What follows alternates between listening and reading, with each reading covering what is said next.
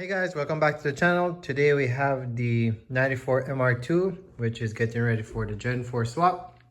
So I have it in my garage. I have been talking about this car for a while now, and finally we have it here. So we're gonna go ahead and get this Gen 4 ready, or get this car ready at this point to put the Gen 4 in, because the Gen 4 engine is actually ready to go.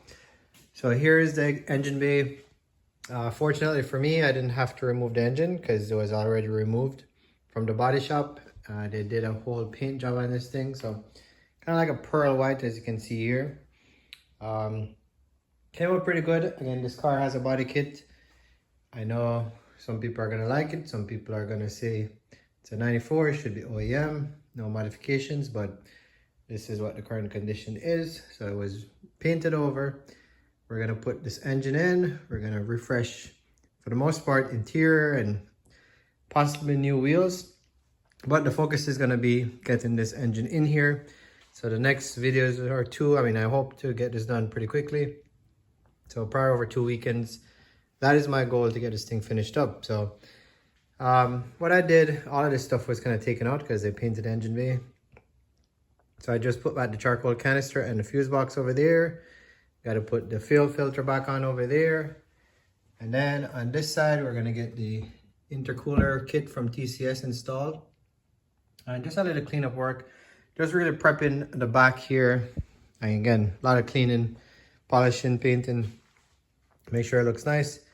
So I'm going to finish this area up, and then I'm gonna get that subframe out, jack this car up, and really just kind of prep it to get the engine placed underneath.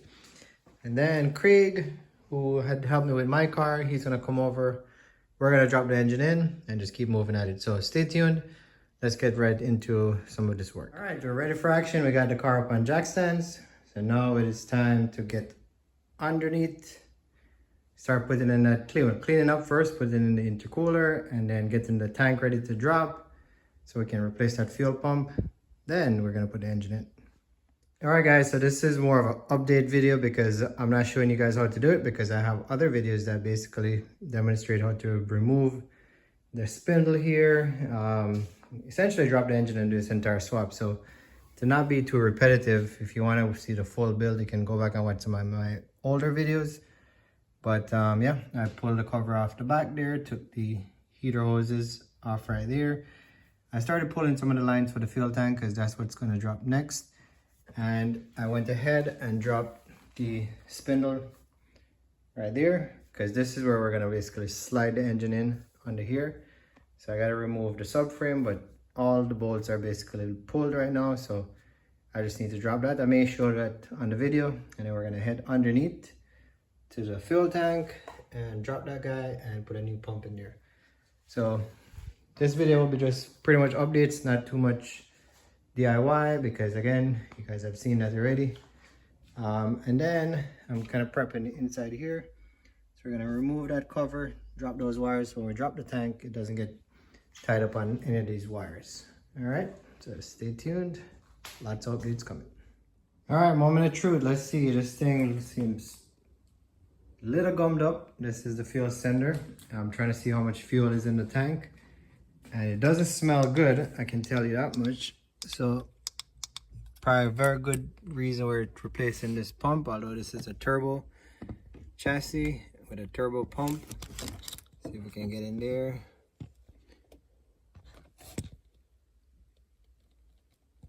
It's very hard to film, but let's try something else. There you go. So as you can see, it looks like varnish. So we definitely got to drain this fuel and clean it out.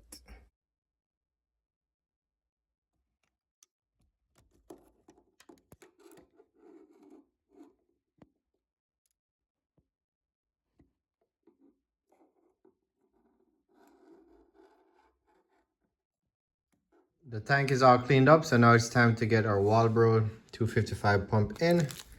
So there you go. This is supposed to be the original one, because I know there are a lot of fake ones out there, but as far as I know, this is all original. And we got the install kit as well. So These are the shut-off valves in the tank, because I had to basically pull all the lines off the tank because we had to pressure wash that thing, clean out all of that gunk. So yeah, this is a fuel sender. These typically go bad. I had it cleaned up. It was covered in like corrosion and it just wasn't looking good. So now it's clean, should work. Let's see what happens. Only one way to find out, install it and see. Let me take over the tank. I'll show you what we have working with and keep moving. All right, so we have a better view of what we're working with here. So there are the lines that go on the fuel tank right over there. Took everything off because we had to clean this tank out. There's our pump that I just showed you and all the parts that we're gonna put back on this thing. So we got this tank pretty clean. You know, considering where it was to what it is right now, looks good inside there, as you can see. Obviously it's a small opening, but I think you guys can see the visual from what it was before.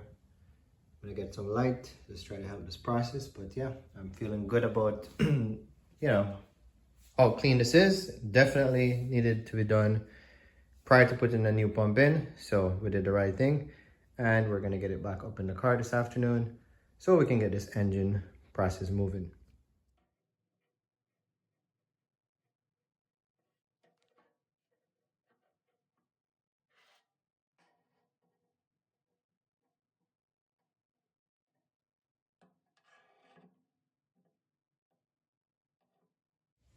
Quick work of getting the lines installed again. So tank is cleaned, lines are back on, and now we're gonna focus to the main event, which is taking out that old fuel pump. So as you can see, you know, it's always a gamble because it's like, okay, it's a turbo car, the fuel pump should work, but look at that pump. I mean, the filter is absolutely destroyed. That just dissolved inside of the gas tank. So, you know, if you, I would say if you're gonna go through the trouble of replacing the engine, I think it's just worthwhile dropping the tank and go ahead and replacing that fuel pump. Unless you change it before and you know the condition of it. But this one, I don't believe this was ever changed. So, I mean, that looks pretty bad. So we're gonna go ahead and swap it out. I'm just gonna swap it and drop it in. There are many videos on my channel that show how to replace the fuel pump. So if you like, you can go back, look at the history and know how to do this. But I'm gonna go ahead and swap it. I could not get, if you're wondering why the main fuel feed to the filter is there, this line right here was absolutely too tight. Try to pull it, it was not budging, and for fear of breaking the lines or destroying something, I just decided to take out the line to the fuel filter and just drop everything together. So I would have to pull it anyways because we're replacing the filter. So just a tip if you're having trouble, pulling that junction right there. New pump is installed, so it's time to put this into the tank. So there's our wall bro. We just basically wired it up. You have the blue wire, that's your power supply. Black one is the ground.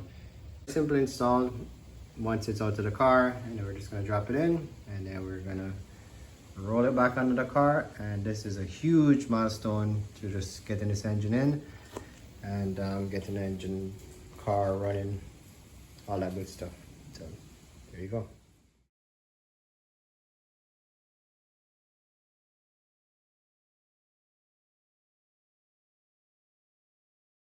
Let's clean this area up and get this intercooler installed. That's what it looks like right now. And you're gonna see it when it's installed in a second. Intercooler is in, so one more step, getting closer. Right now, I still have the fuel tank to put in, and then it's on to getting the engine in. But I'm at a good stopping point right now, so let's see what we did today, and we're gonna wrap it up for today. So that's gonna be a wrap for today, guys. Got a lot of work done. We got the fuel tank down, new pump in. I'll show you right now. We got the tank back up and painted the heat shield and all of that. So the engine bay is looking pretty good, as you'll see in a second here. Intercooler is also mounted. So right now I'm just gonna prep the chassis parts for paint, and you know, hopefully by tomorrow we should be able to get the engine in. So next video, after this one that you're seeing today, we should have the engine installed into the vehicle. Probably not ready to start it because I gotta do a little bit of wiring, but getting very, very close. So hope you guys enjoyed it. Let's see what progress we made, and I'll catch you guys on the next one. This is a part of all these builds that gets me excited, because you look at the before and after and the transformation, it just comes together so nicely. So there's our intercooler. The pump is back up, got the wall bro installed, that's the heat shield, and got my heater core hoses from TCS installed as well. So this engine bay is looking ready for the engine to go in. So that's our progress for today, and I will catch you guys with the next video, which will do the install. I'll try to film as much as I can. It's always, you kind of get caught up in the moment, but I know you guys enjoy these videos, at least for the ones that watch. And there's a quick tip, guys. I mean, we've been doing this for, I want to say, over 2 years now. So, a lot of you watch the video, but you don't subscribe, and it would really help the channel out if you subscribe, because it's not monetized, and honestly, these bills cost money. So if you can help me out by subscribing, if you watch, I would sincerely appreciate that. If not, still understand. Thank you for watching either way, but subscription would help. So thank you guys so much. See you guys on the next one.